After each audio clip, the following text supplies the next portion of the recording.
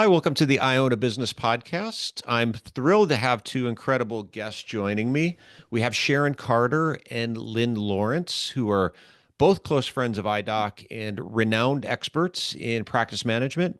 And Sharon and Lynn will be delivering a keynote presentation at our upcoming conference in February titled How to Embrace Change and Implement It. And we're really excited to dive into this topic today and give you sort of a sneak peek into their keynote. So, ladies first, Sharon Carter, how have you been? I have been great. And I'm so excited. IDOC's one of my favorite conferences to come to because you've got business owners there that really are there to get the knowledge to how do we take our business to the next level. And change is one of the hardest things I find for optometry to embrace. All change is not what we want it to be, but it's necessary. And so it's really exciting for me to get to address this, and especially with Lynn, because we see it all the time. We have to go in and help them implement change. But change can be good, and we need to embrace that and move forward. And we're going to get into the details of why, how, and what the process is to how do we get people to come on board with us. So that's kind of my thing, is how do we get our staff, how do we get the docs, how do we get everybody on board when we are making a change? It's such an important topic that I see prevent growth so often. Yes. And I think a lot of owners struggle not just with coming up with a clear path toward change and determining what they want, but also from a leadership standpoint, being able to lead the people on their team toward that change. So I'm really looking forward to this conversation. And Sharon, I think this is the first time you and I have done a podcast not in the same room, which is odd because most of these are virtual. Uh, so, Yes. but yeah, I really cannot wait for you guys to present this in more detail at the connection. And Lynn, if you don't mind, just take a minute to introduce yourself and let people know a little bit about you. I'm Lynn Lawrence, and I'm excited to do this. I do consulting, and a lot of times Sharon and I actually partner together, especially on some really hard cases. Yeah. We'll go in and we'll, and it's a team effort. A lot of people really need to understand that change is coming. We don't really have a option for change. And so how that change is implemented, and there's different reasons for change. Some of it's mandatory. Remember HIPAA? Nobody asked us if that was a good idea. It came. OSHA and some of the things that we can look forward to with the scope of practice change with a lot of our providers. It's going to bring some change in the office. And if we want the change to actually be beneficial, if we want it to be productive, there's a process for change. And so we're going to cover a lot of reasons for change and how to go about making change happen in a positive way. And sometimes, I mean, you have to kind of be flexible. You do need to be flexible when implementing change, and leadership is a critical aspect of that. So, without getting into any more, I better turn it back over to you. It's a great point, though, about change sometimes feeling imposed upon us. So there's certainly things in the industry that we may not even embrace, but we don't really have a choice. However, I think it's important too to be proactive with the kind of changes that we need to make so we don't always Yeah. find ourselves in that position of, as I learned in business classes, leaders and laggards, right? The laggards waiting for the world to change before they make the necessary changes, which is sometimes too late. So Sharon, let's start with you and dig a little deeper into this topic of implementing change in practices. So why do you think change is such a challenging concept for so many practices, even when it's clear that embracing it can improve patient care and business outcomes as well?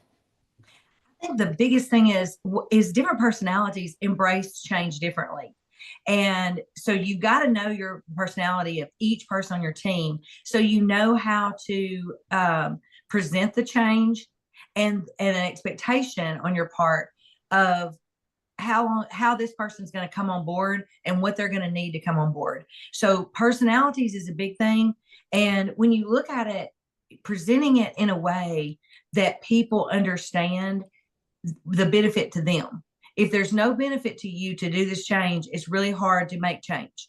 But when you can see the benefits, then you know, okay, this is going to benefit me. It's going to be some pain, but I see the end result. And having that vision of this is why we're changing, this is what the outcome's going to be, and we think it's going to be better once we get there, but we're going to get through it together as a team. But just knowing those personalities, you have personalities that hate change. And I'm going to bring up one quick thing, and that was when we went to electronic medical records, and we did everything in the back on an EHR system instead of a piece of paper.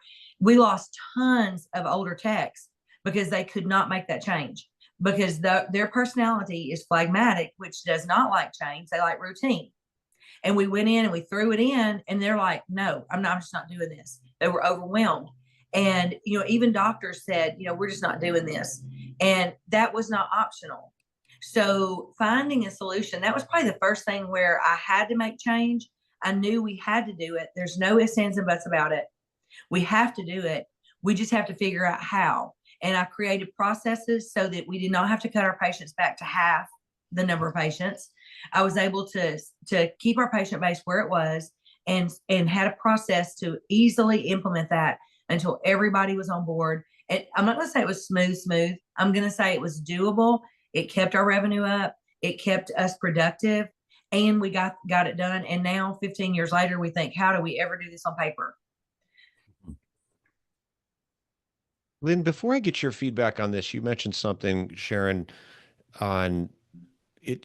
The way you said it had me think about Simon Sinek's book, Start With Why. In fact, you even said that we start with the why, but being able to give people that compelling reason for why change should be important, not just for the practice, for them as well. And to some degree, we need to sell people on change when we present it and get them to understand why it's so relevant. And you're discussing something as well that I've been doing some research on and reaching out both internally within IDOC, but also our vendor partners to find out from their perspective, why do doctors say no? Like, why is it hard for doctors to implement change? So I did this research where I've been reaching out to vendors and asking them, what are the biggest challenges that you face with doctors, getting them to invest in your product, in your technology, in your solution? And a lot of the feedback was really centered on people's desire for comfort and fear of change. And we seem to have this bias toward the status quo. So and we'll, I suppose, dig deeper into this, getting the staff on board, but also the doctors got to be on board with the idea of change as well. Steve, let me tell you something even bigger that I see, especially now, because we have so many things that are out there, like the IPL, NeuroLens, that are more private pay type services, and the doctors are ecstatic. They spend all this money on equipment, and then they don't do it. And so that is the hardest thing for me. And I work with the vendors on those pieces of equipment to try to help get not just the staff, but the doctors on board. Why do we want to do this? And what we do with NeuroLens is we call the patients, or we have them come back in 3 weeks so that the doctors can hear exactly what the patients have to say. So when a patient says, this was life-changing for me, because that's ultimately why they're doing what they do, because they want to help people. And when they get that, it's like, oh my gosh, this is, and that's how I win them over. I win them over by getting testimonials from the patients, and we're fixing to start getting them on video. So if my doctors don't see them again, they at least get to see the video of the patient saying, this was life-changing for me. So you're right, not just getting them to purchase the equipment, but getting them to use it. So it's not just the staff, it's across the board a challenge. Yeah, change seems to operate better when there's a sense of inertia involved. And when you get people start to see the results and start to see positive outcomes, then I think there's somewhat of a snowball effect. You start to see some motivation across the staff. Yes. Lynn, you've been sitting patiently. What are your thoughts? What have you seen on the resistance towards change? Well, I felt a little bit of a little dig when Sharon mentioned the older people. She'll do that. She'll do that. One on the call. So Me too. I feel I need to address that just a tiny bit. And she is extremely right. Change is not necessarily met with open arms in our more senior group of folks in our profession. However, I like to just maybe touch base on something that'll make Sharon smile too, is when we get these young ones that everything's got to change today. Everything. I mean, we need this, we need that, we need to buy this piece of equipment, and we have 3 employees. Who's gonna use or run that piece of equipment? I mean, Right. a lot of resourcing needs to be addressed in our change management, because I mean, not to open up all the bags, but turnover has been a big issue in all of medicine. The I number don't one. want people to think that this is an optometry ophthalmology thing. All of medicine has had historical changes and turnover. And this is difficult when we're trying to implement change. It really is, because there's a difference in having the, experience is a term that will come up during our talk, I am sure. Because it's different when you just have a body and you have someone that's experienced in that position, because experience helps to fill in the blanks. Experience helps the let's say if you like peanut butter, do you like the nutty kind or you like the smooth kind? So change, we can look at, we want the smooth peanut butter when we're talking about change. The nuts can come later, but right now we want smooth. And when you have experience, that actually helps to smooth the process out. When things go wrong, someone knows what to do. One of my patients asked me, Lynn, why do they keep you around? You've been around forever. And I tell them, just in case the power goes out, because I'm so old, I know what to do if the computer goes down. So change has its place in our industry. Matter of fact, it's happening whether we want it to happen or not. Change is going to happen. And you need to make sure you understand that leadership is the driver of change. And when the leadership gets it right, those that follow will actually really receive it a little bit better, because they understand the need for change better. Take us a little further down the road of that practice. And I think we sort of isolated maybe the younger OD that wants to do, I know we're stereotyping here, but probably not completely, that is eager, ambitious, and wants to do a lot. My mind goes toward that turnover as well. There's a balance here, and we also want to make sure that we don't overwhelm the staff and create a sense of burnout in the practice, which probably only creates more turnover as people say, this ain't for me, Lynn, this is not for me. How do you prioritize what that change should be? We'll start with you, Lynn, but I'm curious with you, Sharon, as well. There's so much technology out there. You walk through the showroom floors at these conferences, and there's just so much stuff. There's so many specialties, different areas you could go into. And doctors struggle sometimes with knowing what change do we need to implement. And sometimes that can result in trying to do too much. And sometimes it can result in analysis paralysis where you end up not doing anything.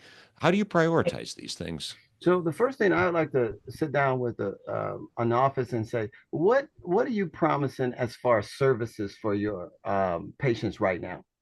And let's rate every service on a scale of 1 to 10. So on a scale of 1 to 10, as to what's available in the industry, how are you meeting your patient's needs? Have you even asked? I mean, what's available out there? And what is it that you like? Let's take dry eye, for example. That is a ginormous industry. The equipment is very expensive, but how far would you like your practice to take treating dry eyes? And so that's where we want to start, is what is the goal? What is the vision? And so then we can start planning the resources that we need to actually fulfill the requirement. And you need to consider your competition as well. Let's say an IPL is getting a lot of steam in our industry. Do you want one? Do you need one? Those are things. Well, look at your patient demographics. Are you actually treating a lot of dry eye cases? And if you're not treating a lot of dry eye cases, my question is why not? Because with the data out there, what is it? 6 out of the 10 patients that sit in your chair every day are going to have they're going to either be symptomatic or asymptomatic for dry eye. And if we don't ever ask that, we're not going to necessarily fulfill the requirements of a dry eye program. So what is it that we actually need to do to make our program competitive with what's out in the industry and our patients' desire? And that's another thing. We just can't put it out there. Our patients have to want it. We have to be able to market this thing in a way that people understand it. And experience on staff is going to be critical in any new development, because if they don't even understand dry eye, they're never going to be able to articulate that to a patient. And that becomes very problematic after you've purchased the equipment. So you want to look at these, the requirements before you make a purchase. You want to sit down with your staff and tell them what is required for us to move forward in this department, because everybody will be excited. Yeah, we want to be leaders in dry eye treatment. Yeah. But when we actually sit down and see what it's going to actually take to do that, we want them to understand that before we embark on the investment. I know Sharon has something else to add, so I'm going to leave it down for her. I deal with this every day. Well, I want to buy IPL, Sharon. Sharon, I want to get Neuralens. I want to get this thing, that thing. And so I've said the same thing you do, Lynn. First we look at, okay, what's your demographic? So what is going to be the return on your money? If we can't pay for this piece of equipment, we don't need to purchase it. So let's talk about what is your demographic. And then what I'll have them do is I'll have them do a little survey. And I'll say, okay, for the next 2 months, what I want you to do is I want you to speak to patients about what you're looking at doing. And I want you to see how many patients fit that criteria that you would go, that would be a person that definitely could use this. And then we're going to look at that and see how many of those, and say, let's just say 30% of those chose that. How long would it take to pay for this piece of equipment? And, like dry eyes, he's talking about dry eyes. This is huge. My docs, well, I want to get an IPL. I'll say, okay, tell me about how you handle dry eye right now. A patient comes in on their routine eye exam. How do you handle that? And they'll say, well, I give them drops. I give them this, I give them that. I said, so you have no formal dry eye process. I said, then this is going to be very hard. Are you going to just at that first eye exam say, hey, I got an IPL, and it's this much money, thousands, like $1,600, $1,400, $1,600, $1,800 for 4 treatments. It's going to be so exciting. Is that how you're going to present it? How are we going to work into this being a viable treatment for them to spend this kind of money, because it's not covered by insurance? So we start looking at, okay, how do we set up a process? And this is how most of my doctors do it. They come in, they get their exam, and they say, we definitely see that you have dry eye disease. So now we're going to move you and bring you back, and we're going to do a dry eye workup and evaluation on you. And then they have some type of a piece of equipment that will check the eyes. They can show them tear film breakup, meibomian glands, and they show them, here's your problems. So here's what we're going to do first. We're going to start your treatment with this. And then they have a process that they go through, and they mention it and say, we do have an IPO, which has been amazing. And they tell them all the benefits. And they say, but we're going to try these things first. And that way the patient is ready to spend. They've already tried all these things. They spent money on drops. They spent money on different things. And most of the time that they're at the point that's not really helping at the level they would like. So those kind of processes to get a process to figure out if your patients are really going to need that. And if they are, what percentage can we do? And at what point is this viable for us to purchase this? Same thing with Neuralens. I'll have them ask them questions. Start asking your patients, do you ever have headaches like at the end of the day?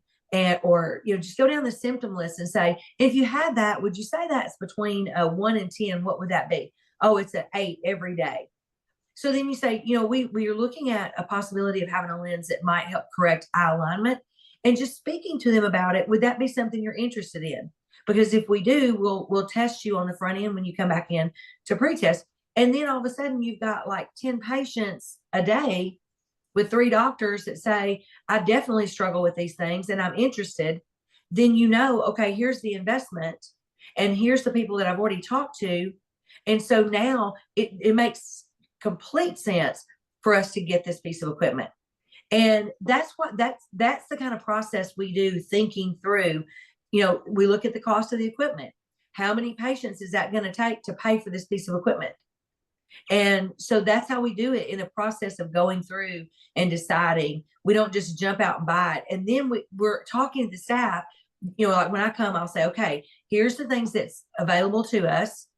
And we're thinking, here's how they help patients. And sometimes we'll even have the reps come in and talk to the whole group and say, this is what we're seeing as results, and so they already understand, here's how this is going to help our patient base. And this is what it's going to take to do it. And by the time you implement it, they already have the buy-in. So that's what we do in implementing change with a new piece of equipment or a new treatment. Excuse me, may I just interject one last little thing? And I'm a big fan of process owners that are not doctors.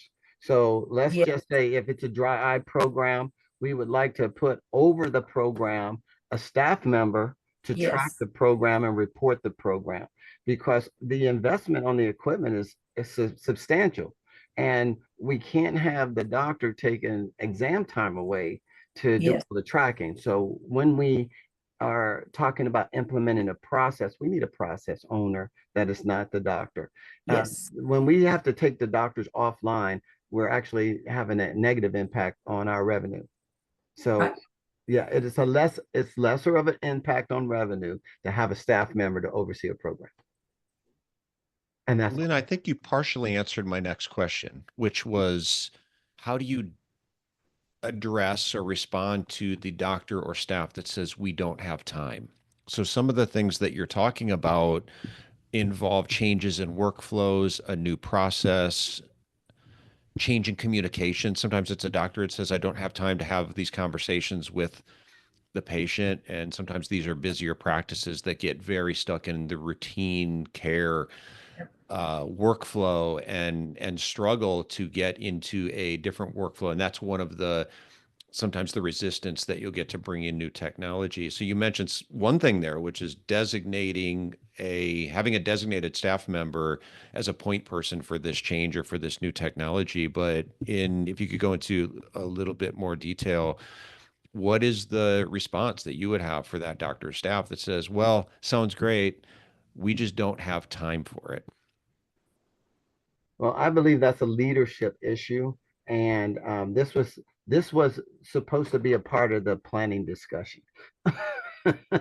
Because if we're actually in the operational phase and now we're saying we don't have time, our plan needed some serious modifications, because making sure that we properly resource any new process in our practice will help to mitigate as much as possible those hurdles of not having time or not having the right people.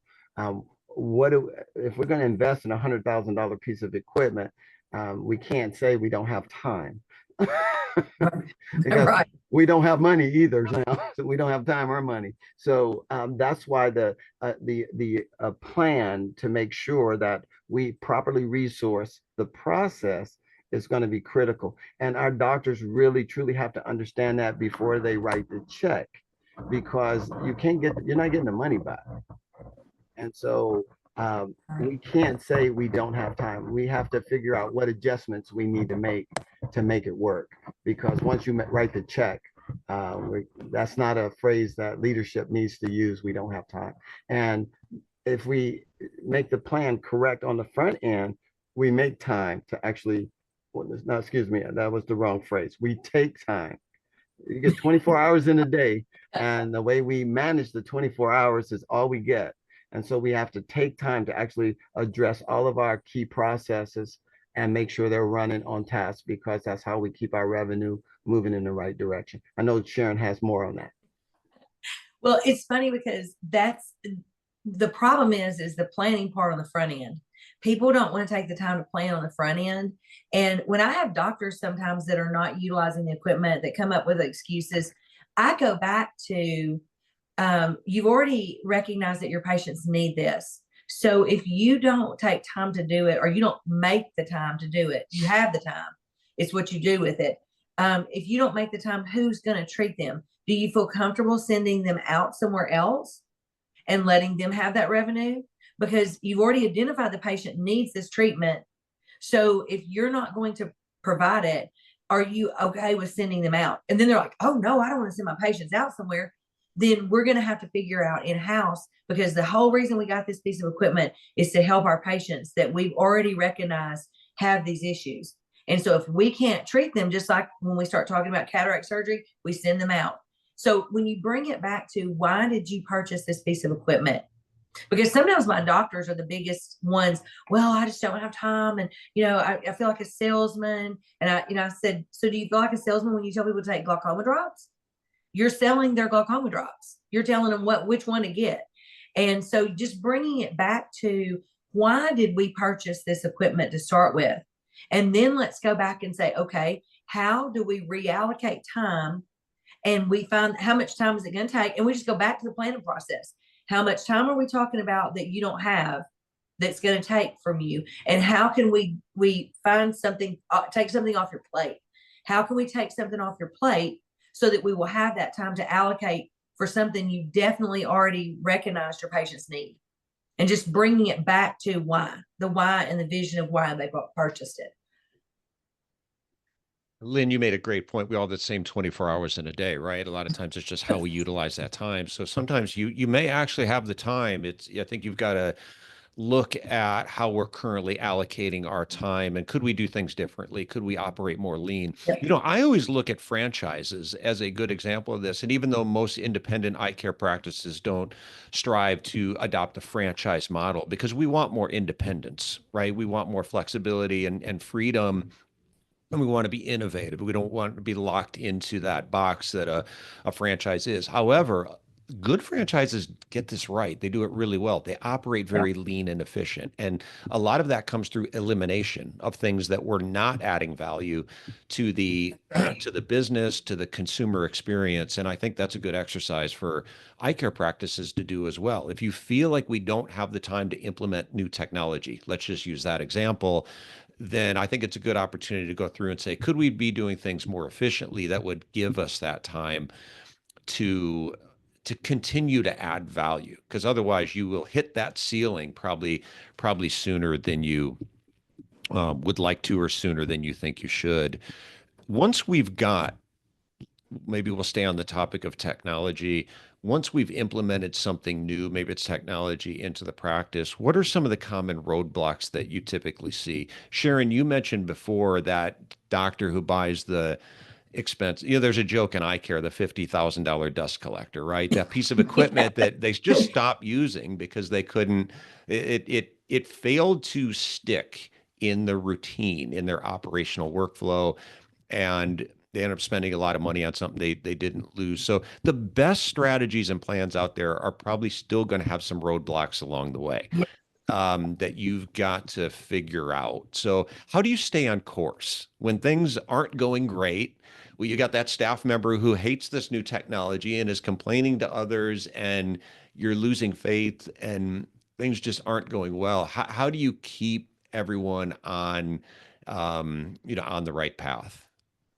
That is a great question. I just implemented NeuroLens in an office, in one of my offices, and they had the high sales in a month, and they did it in 2 weeks, of anybody they'd implemented in Arkansas. They were like, we were just blown away, like 18 in 2 weeks, and they were blown away. So now we're halfway through the next month, almost 3/4 through the next month, and the rep calls me and she said, we've done 2. And I said, you have got to be kidding. And she said, no, we've done 2. So I come and we have our big meeting, and I said, so tell me how it's going. So number one, we have goals. When we start this out, we've done our study beforehand. So we have some goals of this is what we want to reach. Well, of course, with that office, we blew it out of the ballpark in 2 weeks, what we should have done for a month. So we're ecstatic. And so I said, okay, so what have we done? Y'all give me your count for this month so far. And they just sat there. I said, so who keeps up with that? And they're like, 2. And I think our goal was 10. And I said, 2? Are you kidding me? And I said, what happened? So nobody's liking them. So I had them read. They call them in 3 weeks after they get their lens, and they start reading them. And they said, we've called 9 people, and 3 of the 9 people said, this was a life-changing thing for me. 3. So, well, I asked the doctors first. I said, hey, docs, have you read your reviews from what they put in for the patients?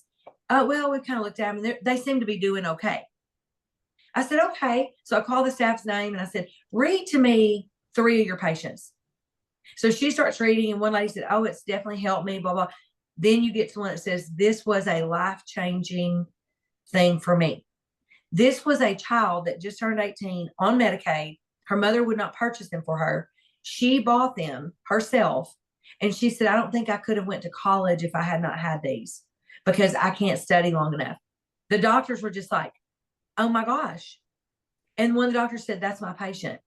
And I said, what if we are missing these people? And I just had them read them, and every one of them were positive, but 3 of them said, this was life-changing for me. This has changed my work life. It was crazy. So I said, why do you think, and asked them the question, why do you think we're not doing as many this month? And the doctors came right up and said, you know what? It's left my mind. I was really excited about it. Y'all came, implemented it. We were excited about it. We were successful with it. And then we went right back to what we were doing. So we came up with a plan, because I said, that's unacceptable. I said, you've got people out there like these 3 life-changing people. And so they said, okay, here's what we're going to do. We're going to have them pull up that first. So when we walk in the room, and one doctor said, here's how I want you to do it in my room. So all 3 doctors said, here's how we want it done in the room, so it brings back up into our mind and keeps it on our mind. And so that's what they started doing. I was there. We were 2 weeks in, and they've done 11 this month. So they're going to probably do 20 something pair this month. So keeping that, setting a goal, keeping that forefront in their mind. So like at their weekly meetings, reporting on how many we've done. And if there's problems, then we need to know, hey, what's causing these problems? Where did we stop? Can you believe 18 in 2 weeks? And then in almost 3 weeks, we only done 2. But it was off everybody's mind. And the staff said, we're still trying, but if it's hard, we noticed the doctor's not really talking about it. So once the doctor stopped talking about it, it just literally deteriorated from the top down. And so we got right back on. I said, okay, how's everything working? And I try to do that no matter if it's if we're doing great or if we're struggling. I want to review, okay, because when you review it, they may be struggling in getting it done during the day. But if you review the success, even if you're doing great, then they feel like, okay, this is worth that effort. And if they do it long enough, it's just a routine that it's now into their habit, and they're going to just do it. So getting it in, and that's usually about a 6-month period. If you can get them to do it for 6 months, now they're on autopilot and they just do it every time. So just getting goals set and staying on course and visiting it with a whole team of how we're doing, success or not doing what we really need to be doing. Either way, letting everybody on the team know, here's where we are, and let's either keep going like we're going, or here's some changes. And I get information from them because they're the people that are making it happen. So thank you for asking that question. Yeah. Before you jump in, Lynn, I want to highlight 3 things you said. I was jotting down some notes here because I think it's really key to keep these things in mind, especially for offices that perhaps have struggled to be able to successfully implement change and have it stick. And one was having a goal. And I hear this a lot from vendors that will say, because I ask them the same question, I'm very inquisitive and I like to know, why are you having trouble with some of the doctors getting them to invest in your equipment? And some of the feedback I got was a lot of them just don't have any goals. So they don't understand how this would fit into their plan because they don't have a goal to begin with versus having a goal and then understanding what resources do we need to implement to make that happen. Another thing you mentioned, you used the word a couple times, and I had already had it written down before you even said it, habits, right? You talk about systems, and the doctor who started to have a lot of success at something, but then eventually went back to the old way, right? The comfortable way. And then it was out of sight, it was out of mind. versus having some systems in place, which are always different in the beginning, but eventually they just become the new normal and they become habitual. So I Yes. think, and that's a leader's job really with the staff too, is to make sure that things are staying on course. And after a period of time, it's not new anymore. And eventually change just becomes the new habit. And then meetings, I think, is a great way to keep people on track and establish a mechanism of accountability. When you've got to sit down with your team and you're going to hold them accountable, but they're going to hold you accountable as well, it keeps the conversation front of mind as well. Yes. I really enjoyed partnering with a lot of the vendors. They love partnering with me because I'm in there every month holding them accountable, and they love it. And we talk together on, okay, are they doing are they where you would expect them to be? And if not, how do we, and we work together to come up with a plan on how do we get this back rolling again? How do we get it back on track? Because we find even us partnering together helps us partner with them. And the goal at the end for everybody is for us to be successful with it. That's the doctor's goal. That's our goal, my goal for them. That's the vendor's goal. So when we can come together and collaborate on, okay, here's issues. Some vendors are not so great about when you tell them, hey, this is what we're struggling with. They don't want to hear it. But the vendors that I work with, they're wonderful. They're like, okay, Sharon, if you have any issues, call me. Or they'll call me and say, hey, it's down a little bit. Can we talk about that? Can we maybe do a conference call with the person that's overseeing the project? Can we do a conference call with them and let's see what we can do to help get them on track? And the more people you get on your team looking for success, the easier it is to get there. I believe that process owners are the voice of the process. Yes. And so doctors are human beings. And I think we sometimes forget that when we implement something new, we expect them to just go into robot mode and get it all done. Well, they were the ones that wrote the check. But when you get into a really busy day, you're looking for smooth, and you'll look up under every rock to find smooth. And sometimes that'll be eliminating something that's key that might be new in the process. Whereas a process owner is going to be able to say, hey guys, we plan to do 6 patients on our LipiFlow machine, or our 5 patients on our IPL machine, and we only did 1 this week. What's going on? And we don't have to wait to the end of the month to figure out we crashed and burned for a whole month, when we have a process owner that has a voice. And that's one of the things that I think that is changing in our industry a lot. More of the successful practices utilize their staff at a higher level than we have done in the past. And this will break out into a plethora of conversations, because we have to start talking about experience level and pay and responsibility, because it's not the same when you lose someone with no experience than when you lose somebody with 10 years worth of experience that keeps things going for you. It's not, I mean, everything has to we have to take a look at everything. Before, let's say, a process owner, you don't want to hand a brand new process over to somebody that's retiring 18 months. That's a mistake. Right. It's like you need somebody that's going to be around to make sure that the process is running. Most of our business plans are 3 to 5 years, 5 to 7, 5 to 10, 7 to 10. But we need our employees to be there throughout the whole process. So when we are talking about the planning phase and we're looking at our resources, we need to also look at how old the resources are. If I'm going to want to do scleral lenses, if my topographer is 15 years old, I might want to put that in a part of the plan to make sure we update our topography. Right. And so we have to look at everything, not just the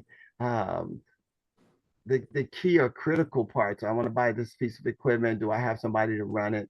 No, we need to pull back and get the 30,000 foot glance at the office to make sure we haven't overlooked anything, and making sure that this process is going to work. And having a process owner gives each process a voice.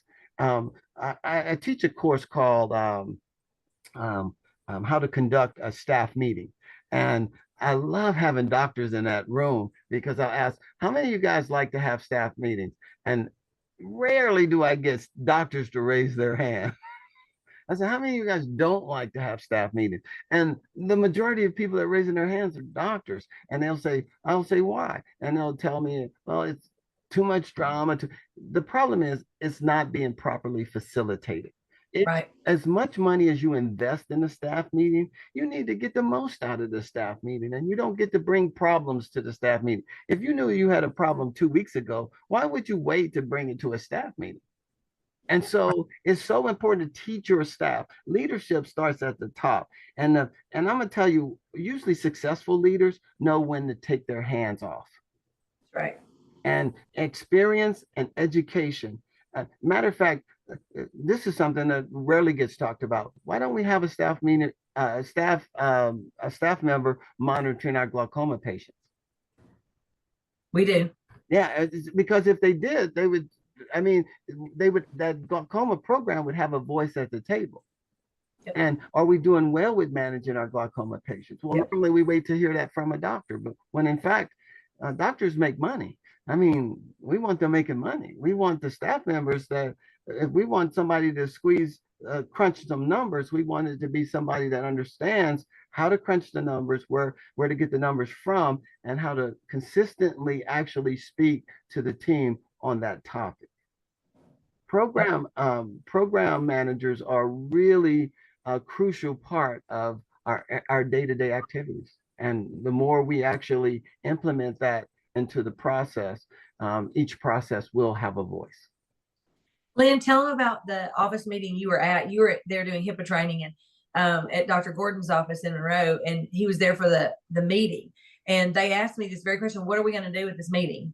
What are we going to do? Because they were used to the staff taking over and telling them what was going to happen, asking for raises and things like that. So tell them what happened when you were at Dr. Gordon's staff meeting, Lynn. Well, I spent 30 years in the military, and I was used to having meetings go very efficiently. And so when I walked into Dr. Gordon's office, he walks in, and he almost reminded me of a colonel walking into the room. And he sat down in his chair, and he just started looking around the room, and everybody that he looked at actually was ready to report on their program. It was like, I started having flashbacks. It was like, oh my goodness, this was like my military days. I said, I could come and work here. Well, they weren't that way when I came. The staff actually would take the meetings over and tell them what was going to happen. And so I said, oh no, this is not that kind of meeting.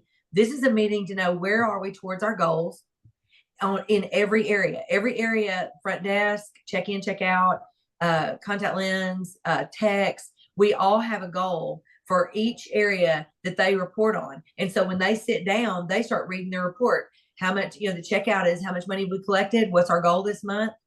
Where are we to our yearly goal? Optical, that's where we get paid our bonus. They report on here's where we are towards our goal. This is what we lack. This is how many days we have. We have to collect this much a day. So everything is just sit down. So everybody knows. And it's so cool to watch them because they'll say, okay, you're behind on your goal. What can I do to help you?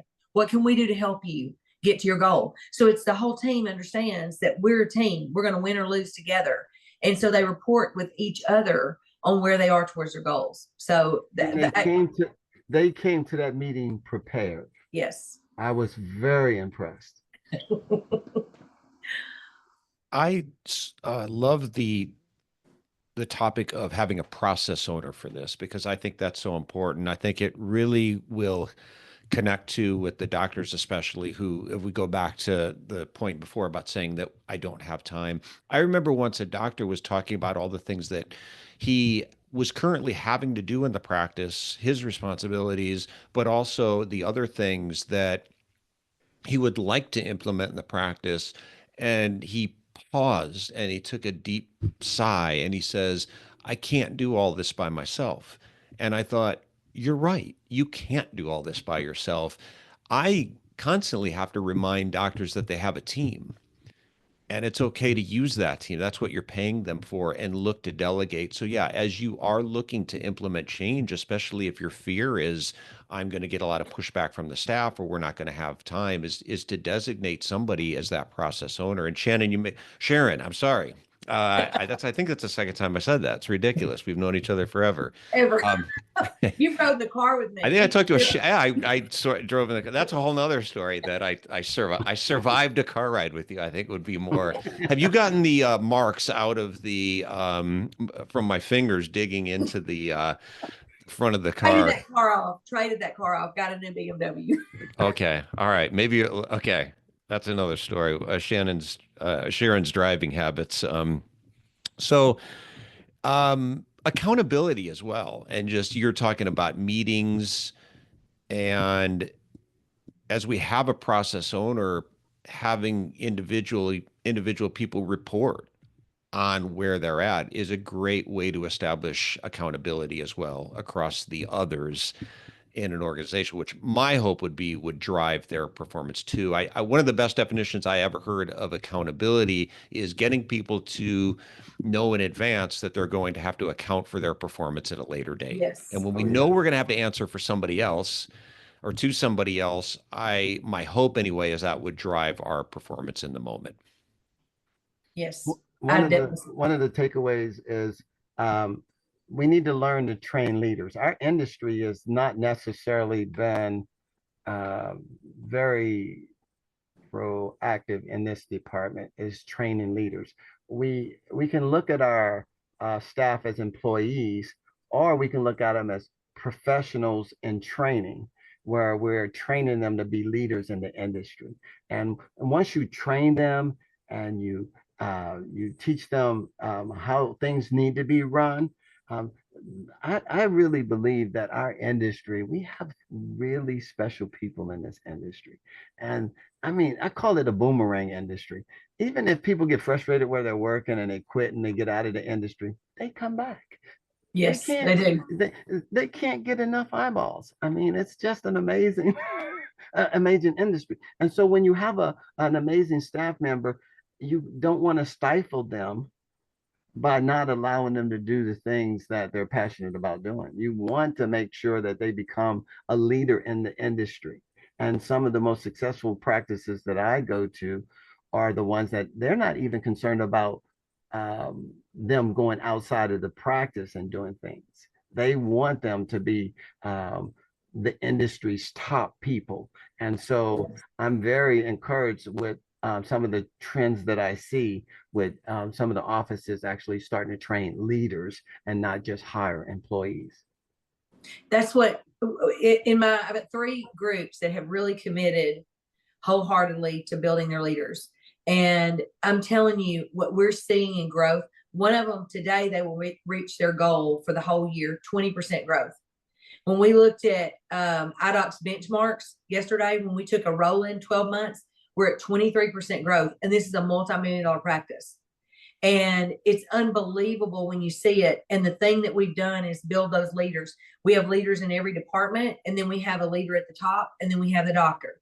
And it's unbelievable once they understood what his expectations were and how he wanted them to lead and giving them the power. We go through books, and it's John Maxwell's. Y'all did the thing that was awesome on the 5 levels of leadership just recently. That's my go-to first book. That lets them know where am I and where do I want to go and how am I going to get there.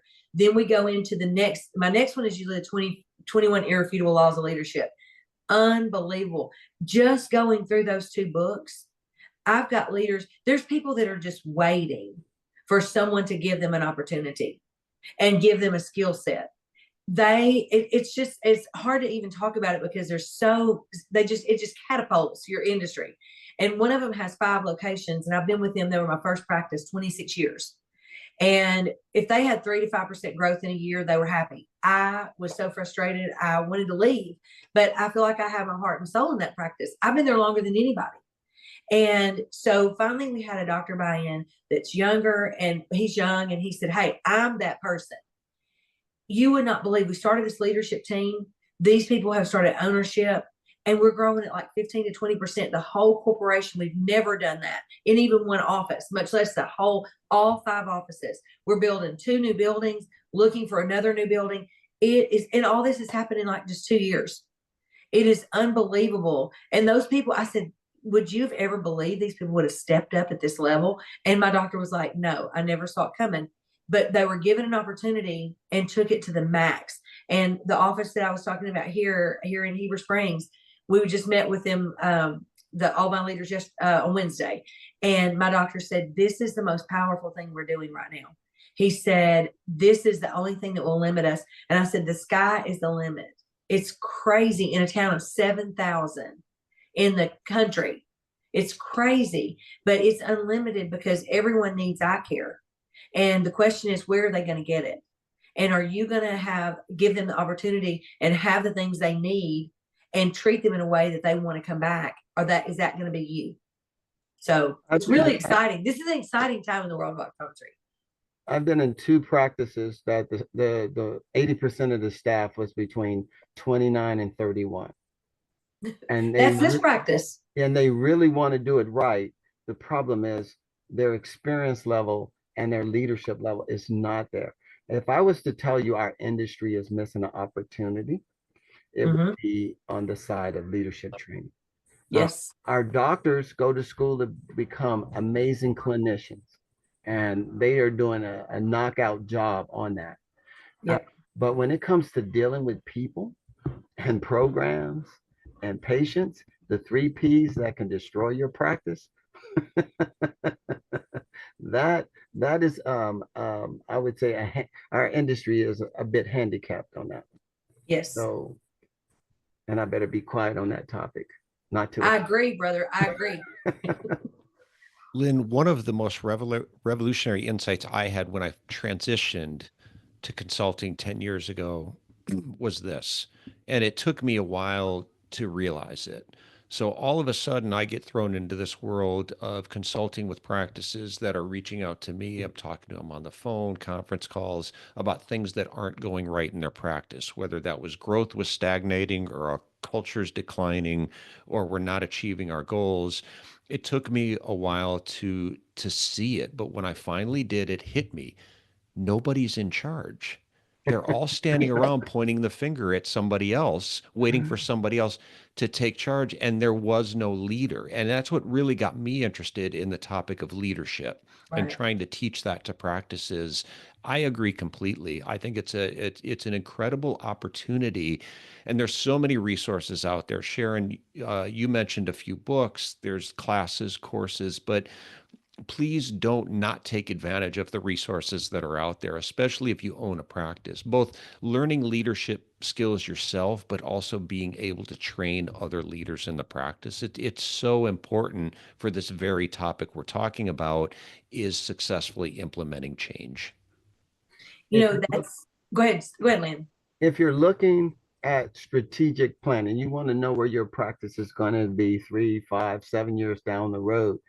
Leadership has to be engaged there. I mean, I've met some doctors. The reason I got into consultant work is because I met some amazing clinicians, super nice people.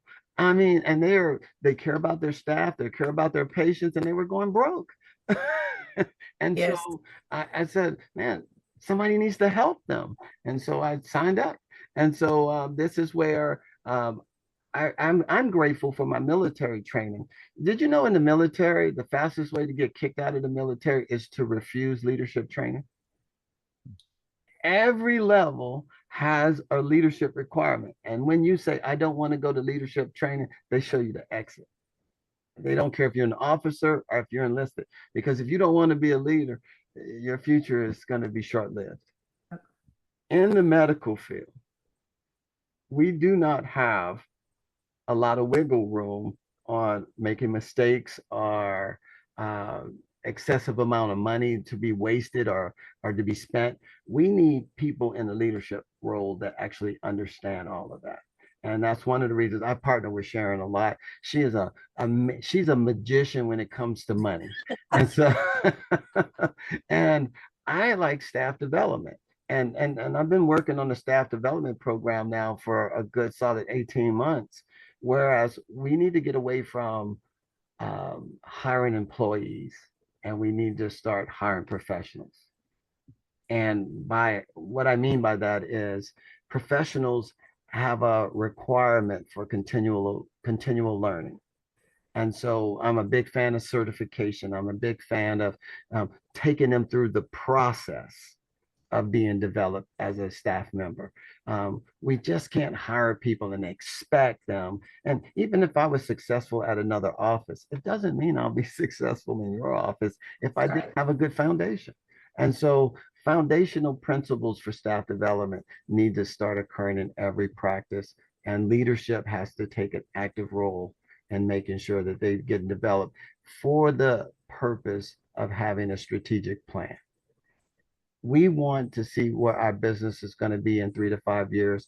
We need to look at the people that's going to be doing the work to get us to that, through that plan as well. I want to say this too. I've been with offices from 450,000 and 550,000 collections, and now are at 2.5, 4 million, and now we're moving to 5 million. You're not going to build a multi-million-dollar practice if you don't build your leaders. The leadership is what's going to take you there. There's no way one person can handle all the plates they're spinning in a multi-million-dollar practice. And I learned that when I probably got to about 1.5 million, and we had a manager and a doctor, and I'm thinking, this isn't getting it. Because John Maxwell says when you have 3 or more people, you need a leader. So every 3 people, you need 3 to 4 people. If there's 4, one of them needs to be the leader. So we have 2 lead techs in a lot of my offices. We have 2 lead opticians in a lot of my offices. And then you've got a whole group of leaders of 6 to 7 leaders underneath a person that's an administrator, underneath a doctor. And, sometimes that's not even enough, because you've got to have each area running at optimum efficiency if you're going to produce that kind of money. And your doctor cannot be worried about what's going on out here. How am I going to handle this with a staff member? They cannot. They have to be totally focused on patient care and how do I take care of each patient when they come into my lane. And I try to get staff to understand this. When you're gathering information, if you're tech, I said, think of a patient as a puzzle. Some patients are a 10-piece puzzle, some are a 5,000-piece puzzle. You are gathering information for that doctor that's going to spend 10 to 15 minutes with one-on-one with that patient to figure out, number one, what's going on with them, how do I treat it, and how do I explain that to this patient in a way that they're going to follow my treatment plan. And I said, so if you leave parts out of that puzzle, then he could possibly get the wrong picture. So you've got to make sure that everybody in this team has an important part of putting pieces into this puzzle, so that doctor can walk in a short period of time and know what's going on, how to treat it, and how to tell the patient about it. And they cannot do that if they're worried about, okay, this person's up here, they're probably in a fight right now, or, oh no, we've got a disgruntled patient because he's got a Slack message, hey, patient out here having a fit. How in the world do we expect them to treat our patients, stay on task with the new treatments we're doing, when they're expected to still manage and lead all the people on the floor? There's no way that can happen. So the question is, where do you want to take your practice? If you want to be a multi-million-dollar practice, you're not going to do that on your own. You're going to have to start developing people. Excuse me, I'm so sorry. So Sharon's dinner's ready, so we'll have to. No, that was actually Silver Dollar City called me back to see if I can get family tickets. So, but yes, what's your vision? And if you think you can take that vision to multi-million dollars and not have people supporting you and leadership, then you're not going to make it. I've done it too many times. You're not going to make it. You have to have that. I couldn't agree more. Sharon Carter and Lynn Lawrence, thank you so much. Really an important topic. So glad you're joined me today to discuss it. I can't wait till you both take a deeper dive into this at the Connection. So I hope anyone listening to this can make it. It's February. I should know the dates right now, but you can find it on the IDOC website. So really looking forward to your presentation there. And again, Sharon, let's start with you. Where can people find out more about you? And then I'll ask the same to Lynn. You can find me on ecoc.biz is my website. So you can see kind of what I do. I also have some staff development things that one of my girls that's a staff member put together. So you can kind of look at that also. Lynn, I'm hoping, is going to help us with one also. So we're trying to get that out there, but ecoc.biz, B-I-Z. And you can find Lynn Lawrence by calling Sharon Carter He